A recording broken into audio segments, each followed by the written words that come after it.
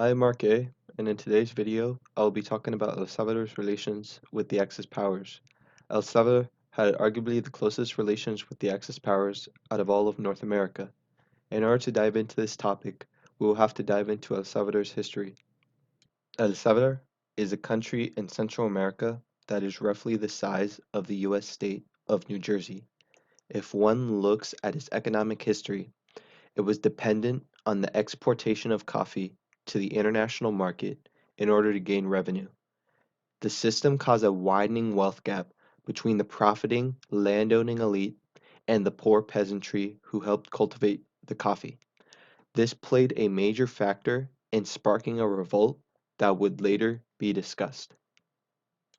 The first free and open election in the history of El Salvador was in 1931. There were two major candidates that ended up striking an alliance: Arturo Araujo as the presidential candidate and Maximiliano Hernandez Martinez as the vice presidential candidate. Both came from very different backgrounds.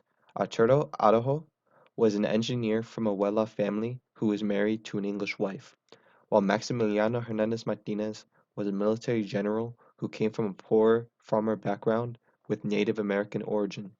They ended up winning the election, being inaugurated a couple months later. Right upon entering office, Araujo had to deal with detrimental effects of the Great Depression, which caused El Salvador to lose massive amounts of revenue due to its dependence on the exportation of coffee. Due to the military not being paid, President Araujo was overthrown in a military coup in the same year he was inaugurated. The military allowed Hernandez Martinez to take place as president due to having strong ties with the armed forces. In 1932, thousands of communist peasants revolted across the country due to the economic system. President Hernandez Martinez quickly brought the revolt down using brutal force. This anti-communist stance later played a role in having a military and diplomatic relationship with the Axis powers. In 1934, El Salvador became the second country other than Japan to recognize Manchukuo. Manchukuo was a Japanese puppet state led by the last Chinese emperor, Puyi. This sparked a symbolic relationship between the three countries.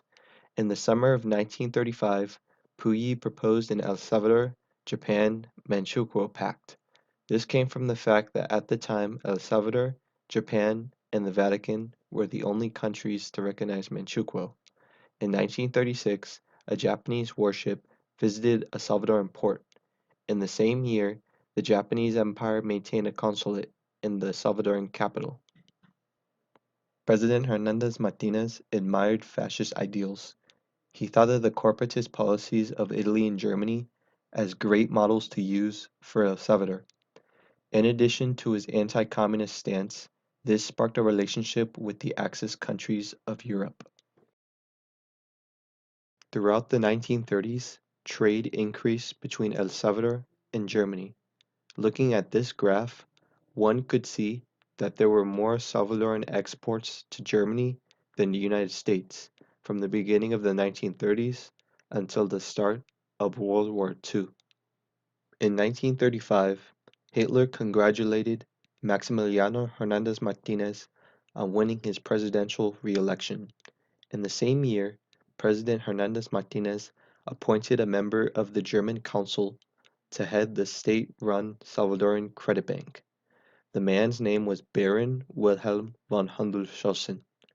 He was later accused of being the source of Nazi propaganda being spread throughout El Salvador in the form of pamphlets, newspaper ads, and posters. In 1938, President Hernandez Martinez appointed Wehrmacht General Eberhardt to lead the Escuela Militar, the Salvadoran military school. This played a role in the rise of Nazi sympathizers in the Army Officer Corps and chiefs of police. In April 1939, there were public celebrations for Adolf Hitler's birthday by Salvadoran Germans in San Salvador. In the same year, El Salvador recognized the German puppet state of Slovakia, being the only country on the North American continent to recognize it. When the Spanish Civil War started in 1936, El Salvador was one of the first countries to recognize the nationalist government. President Hernandez Martinez thought Francisco Franco was a strong man who had parallel beliefs to his. In the 1930s, trade with Italy was weak in all areas except military hardware. For example, the Salvadoran Air Force purchased 4 Caproni bombers from Italy in 1938. This purchase was $39,000, paid partly by cash and the rest by coffee. In addition, this particular deal included sending a Salvadoran pilot and mechanic to Italy for several months and sending an Italian pilot to train the Salvadoran Air Force. When Italy entered the Second World War in 1940, 300 men dressed in Italian black shirts paraded through the capital of El Salvador. On December 8, 1941, President Hernandez Martinez telegraphed U.S. President Roosevelt, describing the attack on Pearl Harbor by Japan as unjustified. In addition, he said that El Salvador's parliament unanimously declared war on Japan. A few days later, the country declared war on Germany and Italy. This was a complete 180 on what was previously talked about. This all goes down to the Lend-Lease that was given to El Salvador by the United States.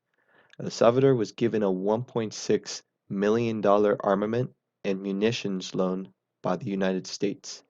They were only required to pay back 55% of it over the course of 6 years at no interest. Next, they receive a $500,000 grant to develop facilities to improve health and sanitation. Lastly, they received $2.5 million by the Export-Import Bank to improve infrastructure. This all shows that the Salvadoran government's priority was for the stability and economic development of the nation. A majority weren't distracted by ideological sympathies. Although arguments could be made that the Allies winning World War II resulted in the later destruction of El Salvador.